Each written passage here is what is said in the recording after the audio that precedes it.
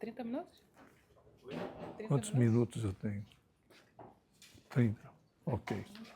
Bom, 30, 40 ou 30? Se ficar no jogo, eu vou a 1 hora. Pessoal, muito boa noite. Sempre uma grande alegria nós estarmos nos reunindo para refletirmos um pouco sobre os ensinamentos de Jesus. E na noite de hoje, você já viu o tema, ser consciente ou o ser consciente. Não é incomum ainda se ouvir alguma colocação do tipo fulano ou ciclana não tem consciência, não é verdade?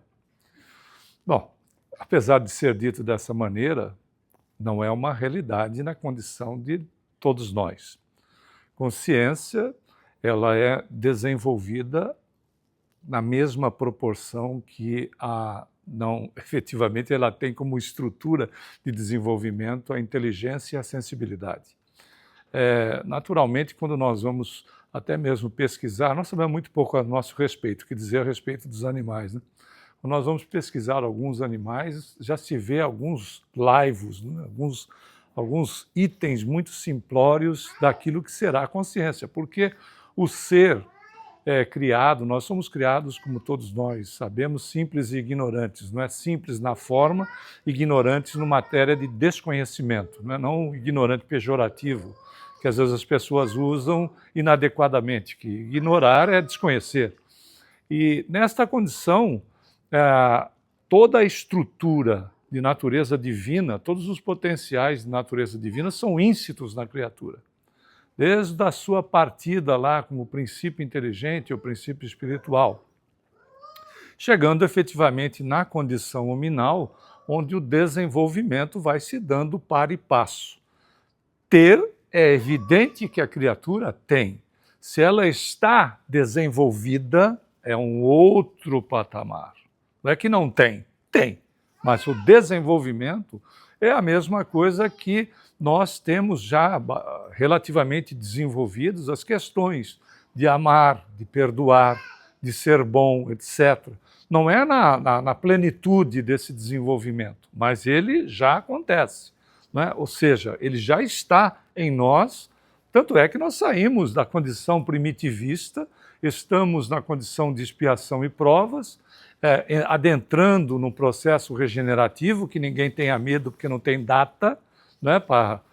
O terceiro milênio começou no ano 2000, termina no ano 3000. Não vai também empurrar com a barriga e querer mudar em 2999, que aí fica complicado, não é verdade? É esse que é o ponto. Mas é toda uma estruturação, é um processo.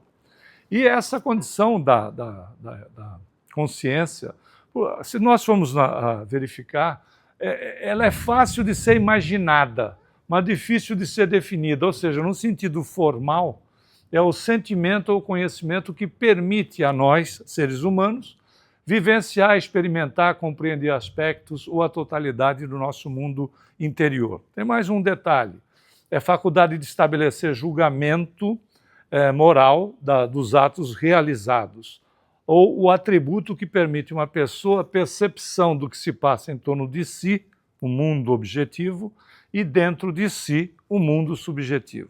Veja que isso é um processo, de fato, de desenvolvimento, como nós dissemos, não é? Gradativamente nós vamos ampliando esses aspectos em nós mesmos, significando que Kardec vai fazer o questionamento na 621 do Livro dos Espíritos. Ele pergunta, onde está inscrita as leis de Deus? E a resposta é extremamente objetiva, porque tem 2 palavrinhas, na consciência. É tão interessante parar para refletir nisso, porque, elaborando um pouco mais, consciência é núcleo essencial e pensante de nós, seres imortais, criados por Deus, é a essência do ser psíquico dividido por 5, por isso que é quinta essência, onde está esculpida a lei divina, que é a resposta dos espíritos.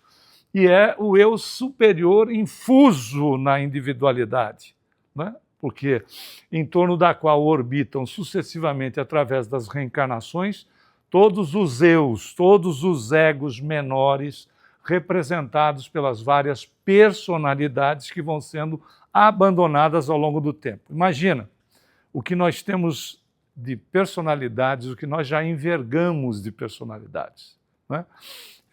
Talvez a gente tenha dado essa informação aqui em outra oportunidade, mas se depois você quiser pesquisar, está no juventudespírita.com.br um estudo de Eurípides Kiel a respeito do que, claro, ele teorizou, né, a respeito desse ponto, não é número fechado, mas ele pegou do homem de Cro-Magnon até a nossa atualidade.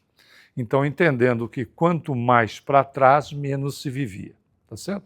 Hoje, biologicamente, nós já estamos preparadas para ter uma existência em torno de 125 a 130 anos. Temos candidatos aqui? Candidatas? Não entendi a risada. Mas o fato é que biologicamente dá para chegar. E chegar com lucidez, né? Não adianta chegar a 125 anos e você não sabe se você é gente ou se você é uma salsicha. Que aí não resolve absolutamente nada. Se você está indo, você está voltando. Mas ele fez esse apanhado, é uma teoria, é um número, pode fazer sentido, aonde se encontrou, pasme, nós temos, ele dá um número quebradinho, mas muito próximo desse que eu vou te dar. Nós já envergamos 2.600 personalidades na média. A gente morre de medo de morrer, já morreu 2.600 vezes.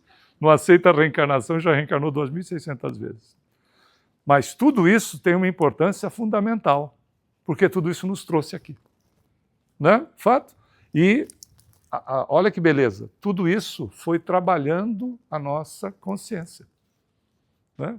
Hoje, claro, nós vamos encontrar pessoas ainda cujo esse potencial não está devidamente desenvolvido, mas está inserido, estão inseridas as leis de Deus lá, e não tem nesse planeta alguém que não saiba, mesmo que a coletividade seja isolada, e nós temos ainda algumas pequenas coletividades isoladas na selva amazônica, que não querem o contato conosco, não é? Nem com outro tipo de sociedade, e que tem estabelecido dentro da sociedade regras de caráter moral deles.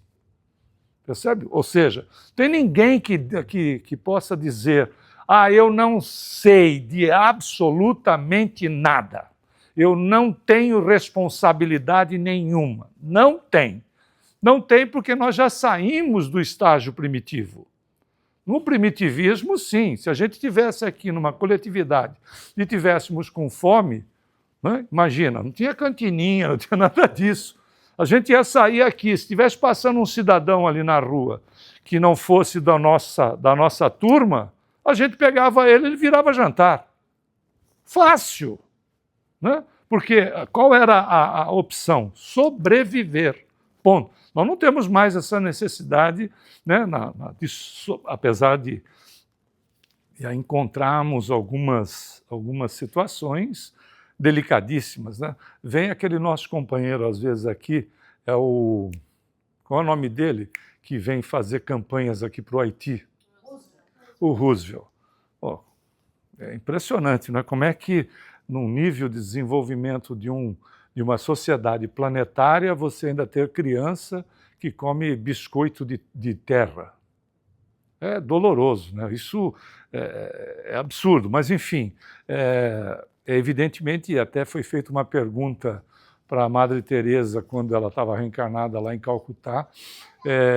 Um repórter da BBC perguntou para ela: o que a senhora mais gostaria que a ciência inventasse, Madre? Ela disse assim: uma pílula que curasse a indiferença. Porque o grande problema é a indiferença. Né? Se eu estou bem e o outro não está, problema do outro. Né? E graças a Deus essa realidade está mudando, não está? A gente cada vez vê... Quando é que a gente podia imaginar grupos que defendem a natureza, que defendem animais, etc.? Percebe como está ampliando a capacidade consciencial do ser. Mas é tão sutil, porque Deus não força ninguém. É tão sutil e a lógica vai preponderando em nós mesmos. Então, esse cidadão foi um grande injustiçado, porque disseram que ele era materialista, isso não é uma verdade, que é o Carl Gustav Jung.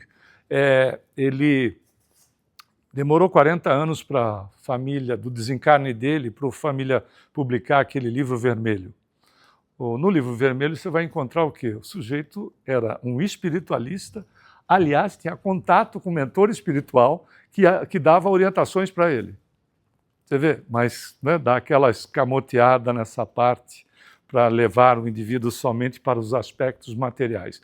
Ele teve um sonho, é interessante porque a gente trouxe ele para trazer André Luiz. Ele teve um sonho que ele entrou numa casa estranha, mas que pertencia a ele. E ela era dividida em 3 andares. No andar superior tinha móvel moderno, no andar térreo tinha uma mobília medieval e no porão estava cheio de antiguidades românticas. Havia uma escada de pedra que conduzia numa caverna pré-histórica, que ele ficou tentado a explorar. Ao acordar, ele interpretou o próprio sonho. No inconsciente humano estão outros níveis primitivos que ele deveria explorar. Aí nós vamos lá para o Mundo Maior, que foi lançado em 1947, que Calderaro, que é o mentor dessa obra, acho que vocês já estudaram essa obra aqui, não? Precisa, porque ela é tudo de bom.com e pode ter até o .br. O Calderaro diz que o nosso cérebro, mente ou consciência, ele é como um castelo que se divide em 3 regiões distintas. Pessoal, tem uma observação. Se a gente está interessado ou interessada no processo da regeneração, qual é a estrutura básica para a gente trabalhar a regeneração? Regenerar é refazer, não é? Melhorar-se, refazer-se. Qual é a estrutura básica? Autoconhecimento, não é? Se a gente não se conhece, a gente vive ao sabor das emoções dos outros. Porque nós somos conectadas em tempo integral. Nós temos uma glândula aqui no meio do cérebro, né, que se você enfiar um dedo aqui, enfiar o outro aqui, quando eles se encontrarem lá, você vai desencarnar primeiro, mas quando eles se encontrarem lá, você vai encontrar a glândula pineal. A glândula pineal já foi conhecida como epífise. Ela é uma antena emissora e receptora em caráter integral. Não importa se o indivíduo está dormindo, se está acordado, faz a menor diferença. E ela emite e recebe de acordo com os interesses e desejos da criatura, os mais íntimos que possam ter. Ok? É conexão 24 horas por dia. É 24/7. Ponto. E é por isso que se a gente se conhece, nós começamos, quer dizer, não é um conhecimento integral, né? Mas se nós nos conhecemos o básico, pelo menos, a gente pensa e não vive pensado ou pensada. Não é verdade? A gente pensa. Por quê? Porque nós começamos a usar o ensinamento de Jesus. Que ele lá no Marcos 13:33, se você depois foi lá, não tem erro. Evangelista Marcos, só 1333, é 13:33. Ele tem uma colocação lá que ela faz uma diferença significativa em relação àquele ensinamento que a gente ouve, vigiai e orai. Antes desse vigiai e orai, tem uma outra palavrinha, que ele diz, veja, olhai.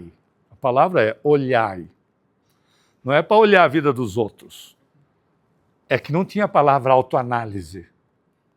É uma autoanálise. Porque eu só vigio aquilo que eu conheço. Não é verdade? Se eu não me conheço, vou vigiar o quê? Não tenho que vigiar. É a lógica. Então eu preciso, né, me conhecer, preciso me analisar. Não é nada de grandes, é o básico. E aquilo que eu encontro, se precisa de vigilância para melhorar, porque não é só coisa ruim, não é verdade? Tem muita coisa boa. Se eu encontro coisas boas, eu vigio para que elas se fortaleçam. E eu oro para que eu aumente o meu poder de análise e, consequentemente, o meu poder de vigilância. Percebe como é uma lógica? E esses aspectos fazem com que a gente vá se conhecendo o mínimo para que os nossos pensamentos sejam emitidos de acordo com o nosso interesse e não ser pensado e pensado pelas emoções e pensamentos dos outros. Aí ele vai falar a respeito da gente. Ele diz assim, a primeira residência dos nossos impulsos automáticos, sumário vivo dos serviços realizados. Depois ele diz, do meu segundo, que ele fala que é um castelo, né? Que é o domicílio das conquistas atuais, existência atual, onde se ergue e se consolidam as qualidades nobres que nós estamos edificando. E o terceiro é a casa das noções superiores, indicando as eminências que cumpre atingir. Ou seja, o terceiro estágio é mais ou menos isto aqui. Ele diz, no primeiro mora o hábito e o automatismo, porque a gente não precisa pensar. Se você comeu o brigadeiro da... Como é seu nome? Da vitória, bom, já o brigadeiro da vitória já é uma vitória, né? Aí, se você comer o brigadeiro da vitória, você não precisa dar ordem inteligente para o estômago ficar trabalhando com o brigadeiro dela, não é verdade? Você está fazendo alguma coisa agora que você não dá ordem inteligente, respirando. Quer ver outra coisa? Piscando. Você só percebe porque você piscou. Né? Porque é um processo totalmente automatizado.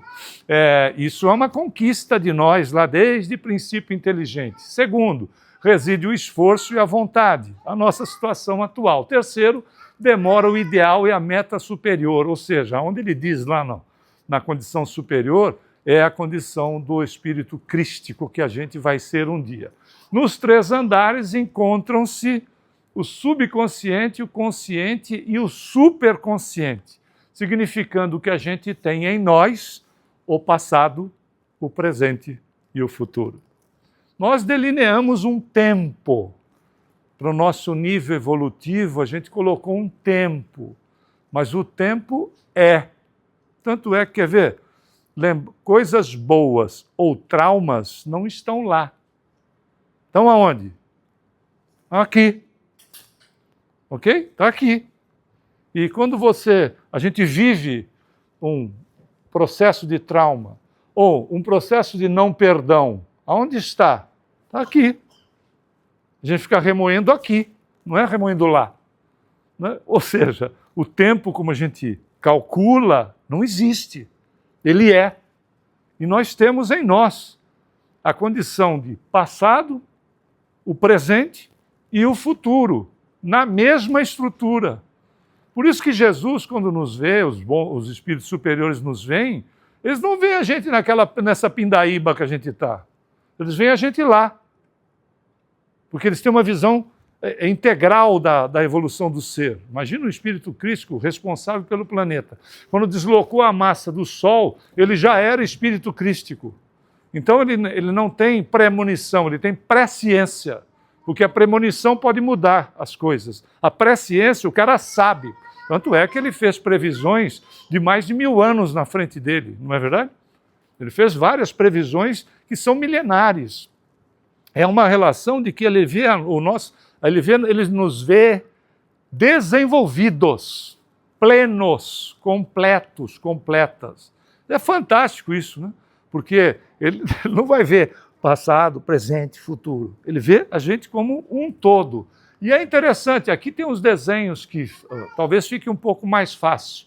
No lobo frontal, né, é o chamado sótão, que o Calderaro diz. No córtex motor, que é a área social. E o sistema nervoso é o reptiliano, que é o porão da criatura. Para ficar mais fácil, o pessoal deu nomes diferentes para a mesma coisa. Superconsciente é o superego, o consciente é o ego e o inconsciente é o id, que é a identificação. Essa é a nossa estrutura. E aí, o que acontece? No superego, não é? Aqui no frontal, reside o futuro e as ideias e as metas que estão em nós. Por isso que, quando a gente for espírito superior, esta condição está em nós. Os potenciais estão em nós. À medida que a gente vai evoluindo, esses potenciais vão ganhando cada vez mais corpo. Então a gente vai chegar a uma hora, hoje a gente sabe que a expressão maior de amor, que aliás é Emmanuel que diz, que quando a gente quer ver no nosso nível evolutivo o amor de Deus entre as criaturas, no nosso nível evolutivo, ele diz, veja o amor de uma mãe, que é a maior expressão de amor que se tem. Não quer dizer que o pai não tenha, mas a mãe dá a vida pelo filho. O pai já quer negociar. Vamos devagar, vamos devagar com a dor, porque o santo é de barro, né? Mas é uma realidade. Imagina essa estrutura que vai ganhando o corpo, um dia nós vamos amar como um Jesus. Amar como um Jesus significa o cara está pendurado na cruz e faz uma rogativa a Deus em nosso favor. Porque ele faz uma rogativa. Eu não tinha nada contra a gente, não precisava perdoar a gente, porque quem ama absolutamente não perdoa. Não é verdade? Nem castiga, porque ama. Só faz uma coisa, educa. E não é educação como a gente tinha no passado, que a educação era na base do espancamento da criatura. Se resolvesse, estava todo mundo virado anjo já. Não é verdade? Veja como é interessante. A questão do ego é o nosso presente, é o esforço e a vontade. Veja, esforço e vontade. Quer entrar no processo, trabalhar no processo de redenção, é esforço e vontade. Se ficar de bracinho cruzado, não tem planetão para ser jogado fora. Ninguém vai ser expulso. Na realidade, a gente passa a não compactuar mais com a coletividade. Percebeu?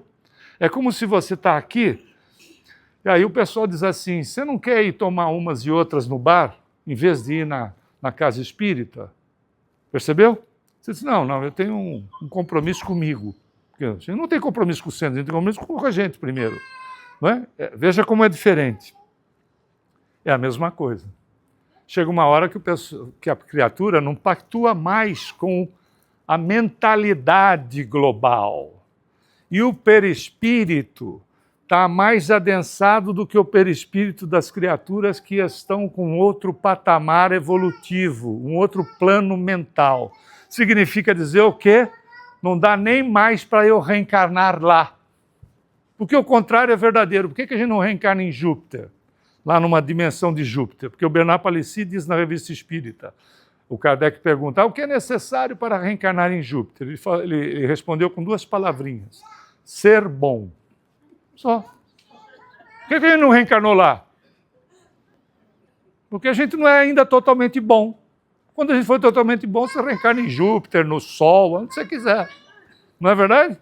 É a lógica que prepondera. E, finalmente, o passado, o automatismo e os hábitos. Esse cidadão aqui, 23 anos depois desse livro que eu acabei de mostrar, que é No Mundo Maior, 23 anos depois, ele desencarnou em 2007, foi em 1970. Ele apresentou a evolução cerebral dizendo que o nosso cérebro é triuno, são 3 superpostos. Dizendo o seguinte, que nesse cérebro triuno o primeiro é o cérebro primitivo, ou arquipálio, que é autopreservação, agressão, etc. O segundo, o cérebro intermediário, que é o paleopálio, o sistema límbico e as nossas emoções. E o terceiro, o cérebro racional, o neopálio, o neocórtex, que são tarefas intelectuais. Aqui está todo o nosso processo de autopreservação, de agressão, etc. Se você ganha um pastor alemão, por exemplo, filhotinho, aquela coisa fofa já, um pouquinho, né, avantajado, aí você leva para sua cama, para ele dormir com você.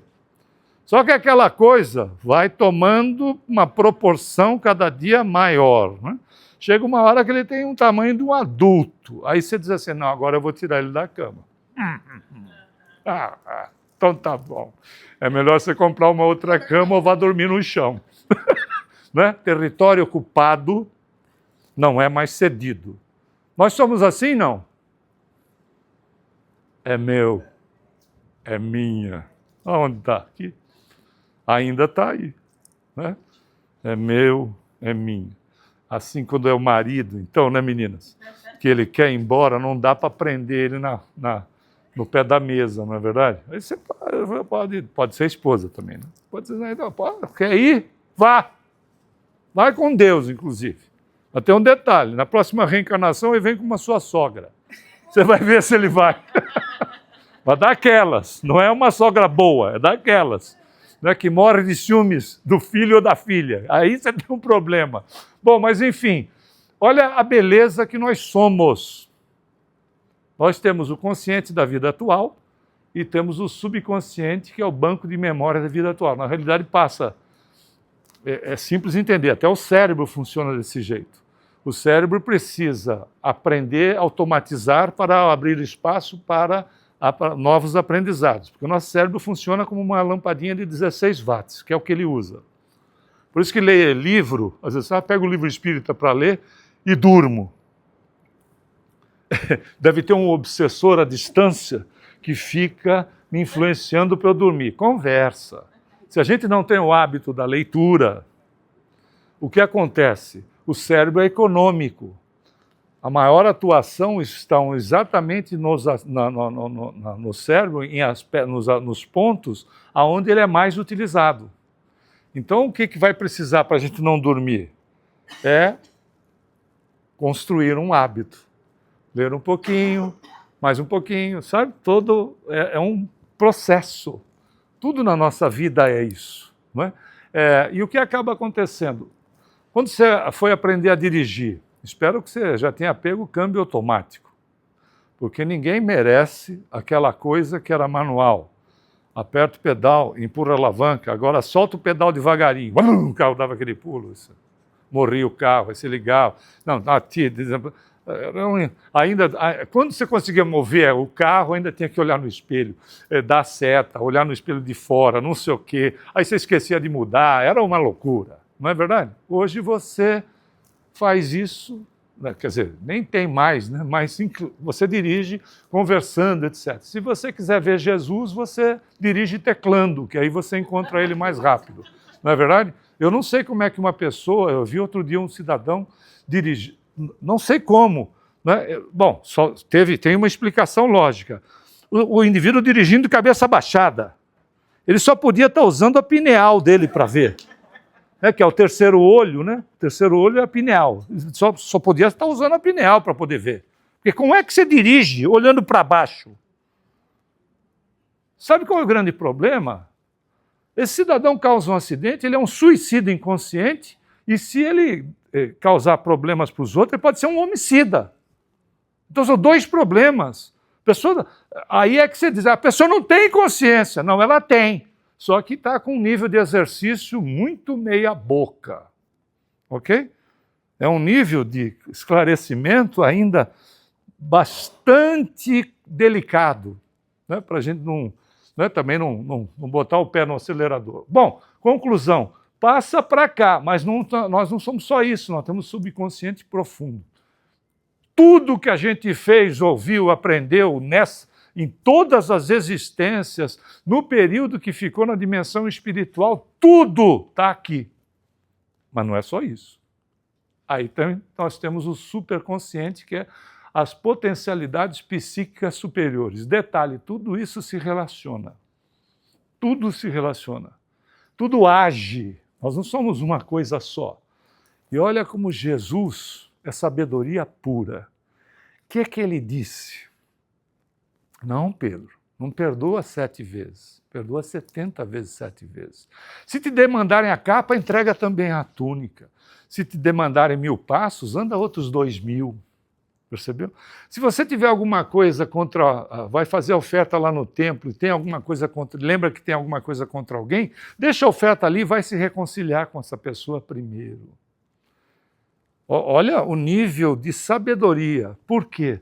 Porque se a gente usa do Evangelho, ele não trouxe religião nenhuma, nós é que transformamos em religião. Ele trouxe um procedimento, uma metodologia espiritualizante do ser. Um farol para a humanidade, norte para as criaturas. Aí fizeram religião, sem problema, mas que serve para qualquer pessoa. Na realidade, se a gente usa desses ensinamentos, o que acaba acontecendo se tudo se relaciona?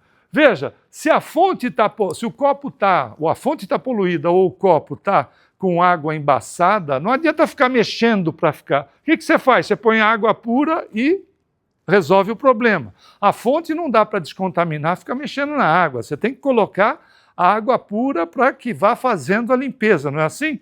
É a mesma coisa aqui. à medida que a situação vai se incorporando em nós conscientemente, a gente vai jogando para o fundo. Se tiver coisa para limpar, limpa. Se tiver coisa boa, só continua reforçando, com um detalhe: à medida que a gente joga para o fundo, também acessa lá em cima. Acessa os potenciais superiores do ser. Veja como está tudo em nós. É de nós para nós mesmos. Ninguém vai fazer o nosso serviço. Somos nós para nós mesmos. Somos herdeiros e herdeiras das nossas próprias construções. É a lógica que impera. Não é Deus castigando perdoando outros, né? Que seria um Deus antropomórfico, um Deus com características de uma pessoa. A gente vai dar uma corridinha aqui. Esse cidadão não tem aspectos espíritas nele, né? Ele desencarnou em 1947, o Ouspensky, que era afiliado do Gurdjieff. Olha o que ele diz assim, que existem no mundo pessoas que são fisiológicas da cabeça para baixo e pessoas que são psicológicas da cabeça para cima. Tem 4 itens, ele coloca em 4 itens as questões das pessoas, da consciência das pessoas, que a gente lê e acha que é um ensinamento espírita. Querem ver? Ele diz assim: o primeiro grau é a consciência de sono, indivíduos que só pensam em si e em seus interesses, recusando-se a aceitar o progresso e a evolução pessoal, alheios à realidade dos sentimentos e da realização espiritual. O cara está dormindo, é consciência de sono que ele chama. O sujeito está dormindo para a vida. Não é? O segundo, ele diz consciência desperta ou lúcida. Indivíduos que estão em processo de despertamento para níveis menos egoístas, de percepção da realidade, que buscam seu desenvolvimento pessoal e uma vida melhor. Terceiro item, né, que ele diz, consciência de si.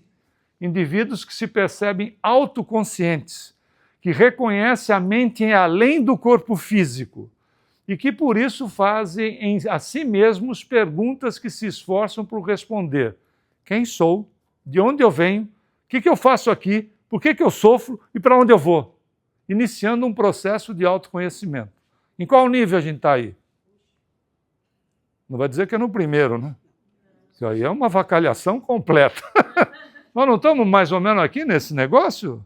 E aí vem o quarto, olha. Por isso que a gente tem que valorizar o nosso esforço. Consciência objetiva ou cósmica. Indivíduos que o egocentrismo, o egoísmo já está superado, que se veem claramente na sua totalidade e se tornam parte de um todo pelo qual se sentem responsáveis.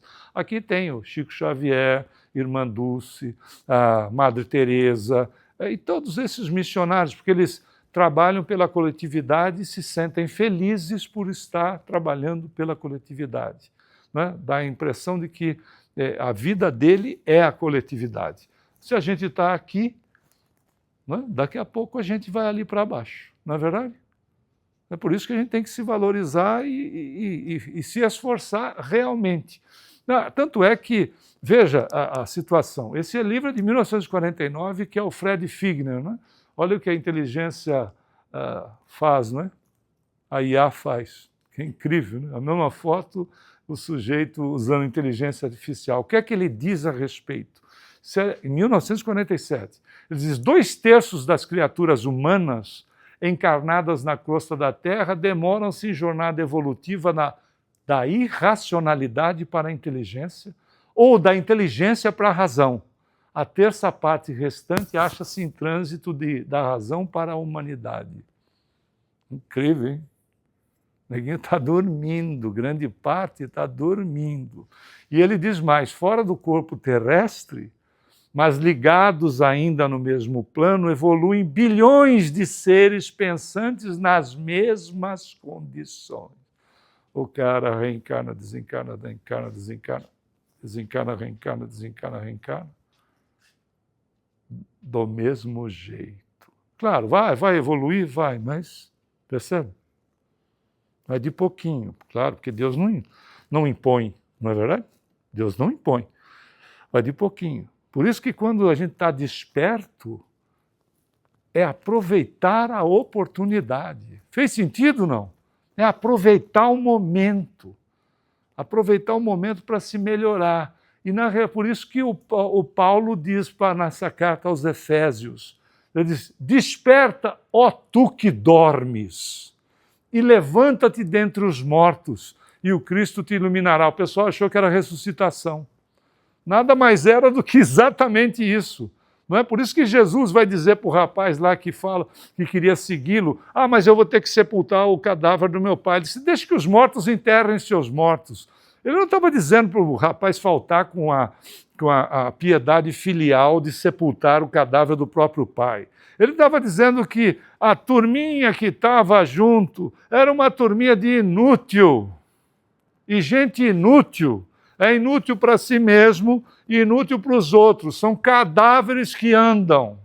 A única diferença é que eles se andam, se movimentam. Por isso que ele diz, deixe que os mortos enterrem seus mortos. Porque essa é a estrutura mental do indivíduo, que está que nem o Paulo diz, desperta, acorda, não é? Acorda.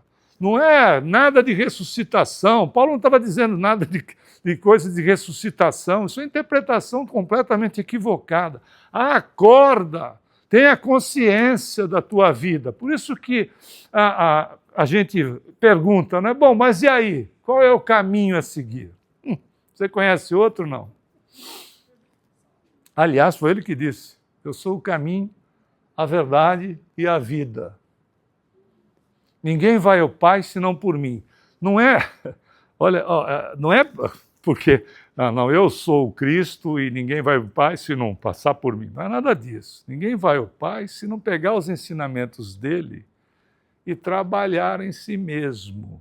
Né? Porque ele não diz que não adianta acumular na terra. Ele não disse para as pessoas não melhorarem de vida, não seguirem seus objetivos. Isso é distorção de ensinamento. O que ele disse foi o seguinte, não se escravize, não se apegue. É isso que ele estava dizendo. A gente pode ter tudo, mas entendendo que posições ou situações, pessoas e coisas mudam. Né? Situações mudam, pessoas mudam e coisas deterioram. Que ele diz, não adianta você juntar na terra, se apegar. É importante juntar nos céus, mas ele vai dizer que o reino dos céus está dentro de cada um de nós.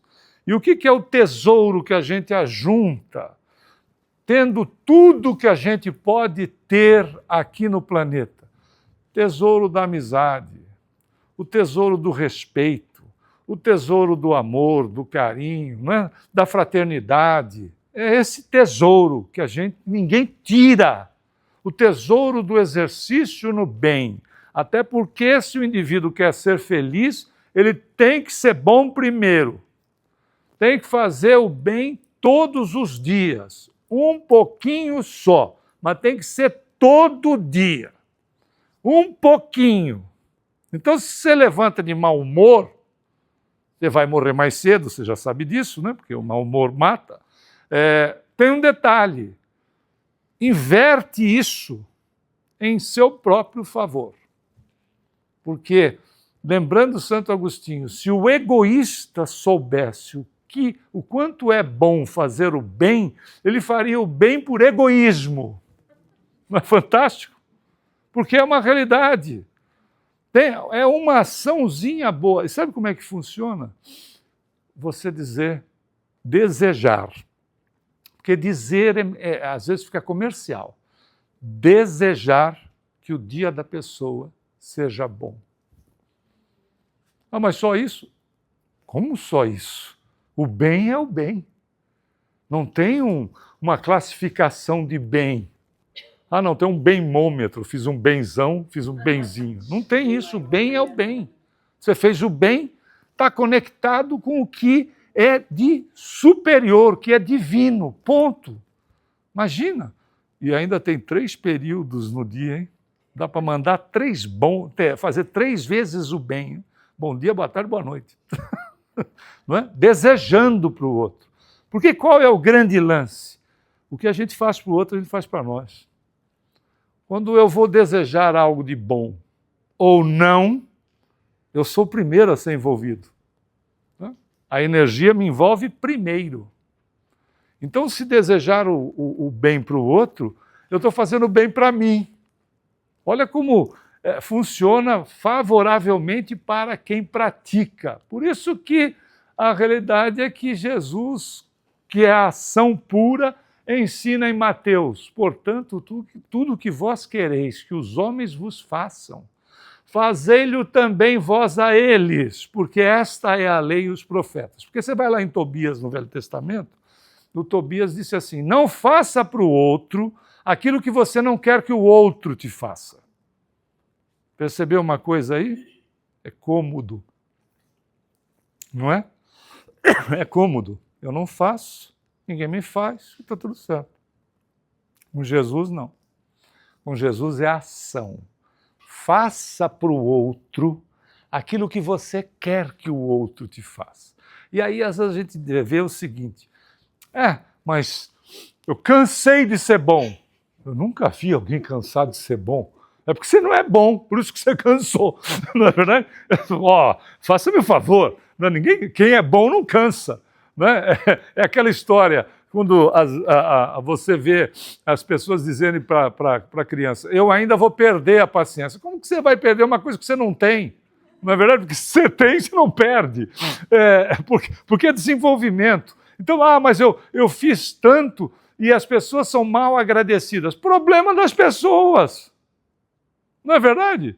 Aliás, assistindo uma palestra do Divaldo, ele diz assim: se eu aprontei alguma coisa e preciso pedir perdão para uma pessoa, eu vou e peço perdão. Se a pessoa me perdoar, muito bem. Se a pessoa não me perdoar, é problema dela. Eu preciso resolver a minha situação. Não é? Eu vou lá e peço perdão. Mas a pessoa já desencarnou. Ore por ela. Não foi a recomendação de Jesus? Ora por aqueles que te caluniam e te perseguem. O contrário também é verdadeiro. Né? O contrário também é verdadeiro.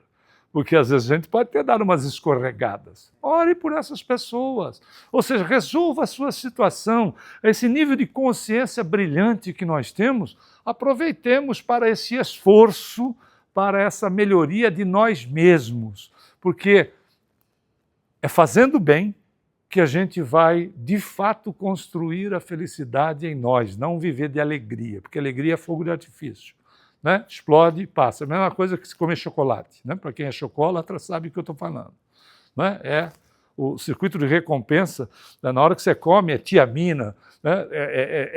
É uma explosão no cérebro, mas o circuito de recompensa pede de novo, porque é uma explosão, explode e para, pede de novo, você come um outro pedacinho, quando você vê se já comeu a barra inteira, depende da sua dependência, você vai inclusive sair de madrugada para comprar mais chocolate, ok? É uma realidade. Eu tenho um amigo que ele chocolatra assumido, adorava doce, não tem docólogo assumido, mas enfim, né? Ele decidiu parar. Ele teve crise de abstinência. Durante 2 semanas ele tremia. Aconteceu com você? Eu estou falando, aconteceu com você. É o Thales, né? Aconteceu com o Thales. Tremia. Fiquei 70 e poucos dias sem açúcar. Aí um dia eu estava lá no parque, tinha uns 15 minutos olhando a geladeira de sorvete. Qual que eu levava, não levo. Passando raiva, sai fora. Da crise de abstinência. Ele tremia. E ele, depois dessa situação, passado um tempo, ele perdeu 20 quilos. Que era 20 quilos de ingestão de açúcar, de caloria adoidada. Mas veja, o convite não é para viver de explosões, né, de alegrias. É construir felicidade. E ela é construída através do nosso bem. Daquilo que a gente fizer de bom para o próximo. Se constrói esse potencial, ganha dimensão em nós mesmos e, inclusive, nos traz paz de espírito. E, por falar em paz, muita paz a todos. Obrigado. Obrigado.